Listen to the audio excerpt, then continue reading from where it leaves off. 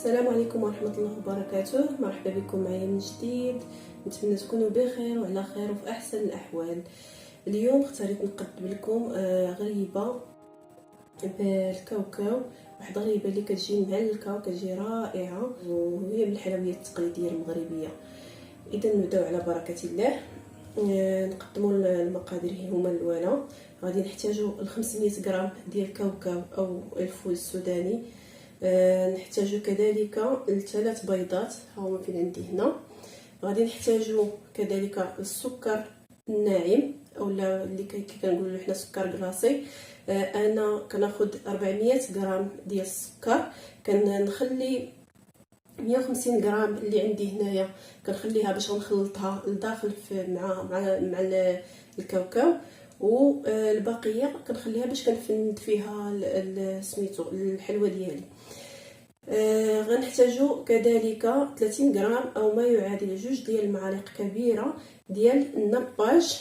النباج راكم عارفين اللي كنستعملوه في الحلويات، والا ما كانش عندكم كيمكن لكم ديروا في بلاصتو مربى المشمش. ومربى المشمش تا هو راه كيجي مزيان، كيعطيها واحد التعليكه رائعه. غنحتاجو كذلك الخمارات. غنحتاجو وحده حمراء ديال الخميره الكيماويه. غنحتاجو كذلك خماره، كيس ديال الخماره بنكهه الفاني. انا كناخذ هذا الاكياس ديال 8 ديال الغرام. غنحتاجو كذلك الكاكاو المر اللي عندي هنايا، اما نعبرو 16 غرام اولا غنديروا 2 ديال الاكياس. ناخذ 2 الاكياس، راه كتباع في الاكياس. انا حيت كناخذ بالعبار بكميه، باش كناخذو بكميه كبيره كيبقى عندي، وفي نفس الوقت كيطيح اقتصادي على اللي غناخذوه في الاكياس. وكندير معاه واحد المعلقه صغيره ديال معمرش ديال القهوه سريعه الذوبان، باش كتزيد تعطي داك المذاق، كتبين المذاق ديال كتواسى مع كاوكاو. كذلك غادي نحتاجو المزهر، شويه ديال المزهر اللي غادي نفندو فيه، اللي غادي ندهنو به يدينا فاش كنكونوا كنكوروا الغريبه.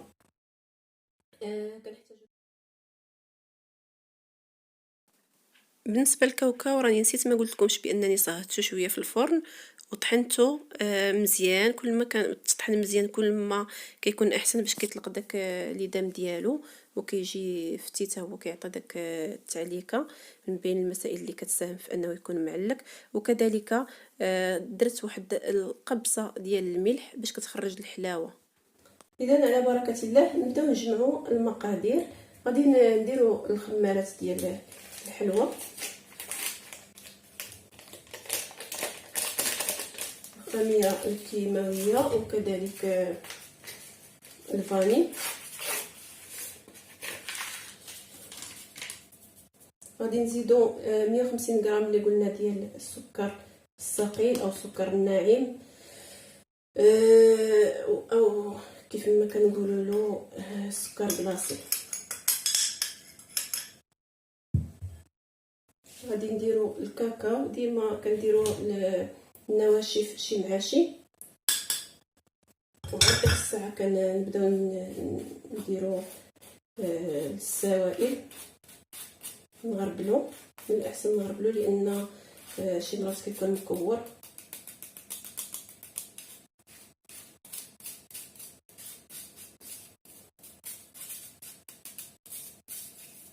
باش كيندمج ليا مع الغريبه مع الكاوكاو.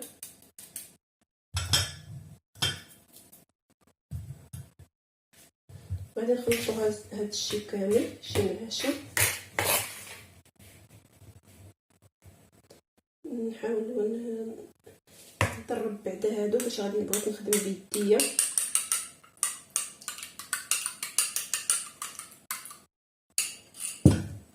اذا غادي نحاول ندمج هاد العناصر اللي ناشفه.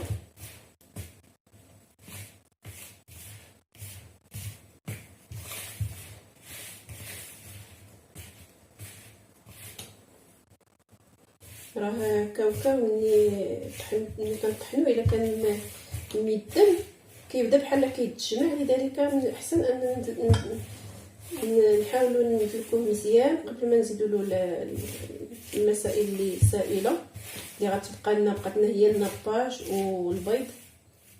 اذا غادي نزيدوا البيض والنباج كيقولنا.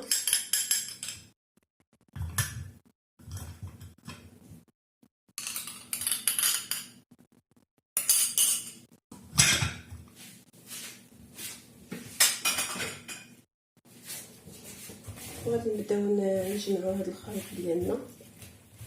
كتجي شي شويه مطلوقه وكنخليها واحد شويه على ما تشرب، واحد ربع ساعه ولا ثلث ساعه على ما تشرب.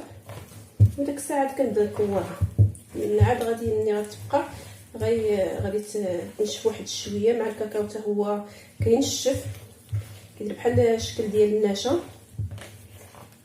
نخليوها واحد شويه راه غادي تنشف صافي. نجيب شي حاجه نحيد بها هادشي هادشي اللي في يديا ونغطيها، نخليها واحد ربع ساعه ولا ثلث ساعه ونرجع معكم باش نكملوا. كيف كتشوفوا معايا انا راني بديت نكور الكويرات ديال غريبه وفنتهم ودرت واحد الكميه. دابا غير باش تشوفوا معايا كيفاش كنخدموها. كنديروا المهم انا كندير عيني ميزاني. بغيتو ديروا واحد العبار معين ديال الكول باش يجيكم مقاد، ديروه. انا بالنسبه لي ماشي مشكل يعني كبير ولا صغير، ولا كنحاول ندير عيني ميزاني ونحاول نديرهم مقادين وصافي بلا ما نحتاج عاد نستعمل الميزان. كل واحد على حسب الرغبه ديالو. كندهن ديما هذا راه كندهن بالماء زهر باش ما كتلصقليش في يدي، وفي نفس الوقت كيعطي داك الماء زهر واحد المذاق كي كتعرفوا للحلويات. وفي نفس الوقت باش هذا السكر كلاصي كيلصق فيها.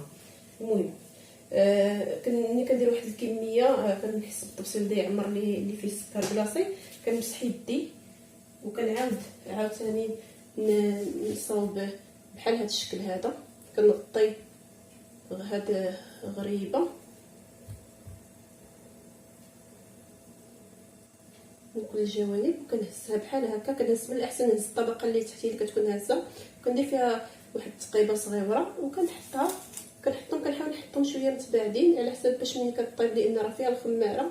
باش ملي كطيب كتزيد عاد تنفخ، كتاخذ واحد الحجم اكبر من اللي كنكونوا حنايا حطيناه باش ما يتشركوليش شي معاش. ما بغيتوش تقبوها من الوسط ماشي مشكل، ولكن انا كتجيني هكا كتجي مفقعه احسن من اللي كنديروها من الوسط. المهم انا نواصل. هانتوما شفتوا الطريقه باش ما نطولش عليكم.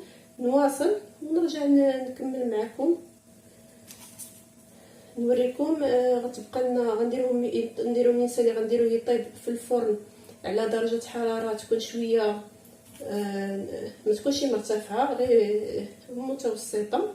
كنديروهم ديما الغريبه وهاد الغريبات اللي كنبغيهم يجيو مفقعين كنديروهم في الاول. كنديروهم في الجهه كانت عندنا النار من الفوق ومن التحت، كنشعلوا غير النار من الفوق حتى كيتفقعوا، عاد كنشعل عليهم من التحت. كانت عندنا ولا كان عندنا النار غير من التحت، من حيت الفران العاديين فيهم غير من التحت بحال اللي عندي انا غير فرن عادي. كنديرهم في الجهه التحتانيه ونشعل العافيه كتكون فوق منهم. ومني كنحس بهم تفقعوا تقريبا كتخليهم تقريبا شي 10 دقائق. المهم كتحاولي تطلعي عليهم تشوفي شنو واش تفقعات ولا لا. وداك الساعه وداك الساعه كنطلعهم من الفوق نكمل هذا الشيء ونطيب الكاطو. وداك الساعه نعاود نرجع معكم باش نوريكم التحضير النهائي. الغريبه ديالنا ها هي وجدات. هانتوما كتشوفوا الشكل ديالها. درت لي هذا المقدار هذا التبصيل كملته ما كاملش، تقريبا 2 ديال الطباصل. فاش حسيت لقيت تقريبا 45 حبه، يعني باش تكونوا عارفين المقدار نص كيلو شحال كيطيح. الحجم ديالها معقول والكميه راه معقوله. الا كنا غادي نصاوبوا للضياف عاديين ماشي للحفلات، خاص الا كانت الحفلات راه كديروا الكميه على حسب. هذا هو المنظر ديالها. نتوما كتشوفوا كيفاش هي مفقعه وتتعليكه معلكه. انا ما صبرتش عليها، هانتوما كتشوفوا هاد البليصه خاويه حيت كليت وحده ما قديتش نصبر عليها. المهم هذه هي الوصفه النهائيه ديالنا، نخليكم مع التقديم ديالها في طبق نهائي. نتمنى انكم تدعموني الا كانت كتعجبكم الوصفات ديالي والفيديوهات ديالي، دعموني بلايك واشتراك. وشكرا للمشتركين اللي معايا واللي كيشجعوني واللي ديما كيتبعوا الجديد ديالي. مع السلامه، نتلاقاو في فرصه قادمه ان شاء الله.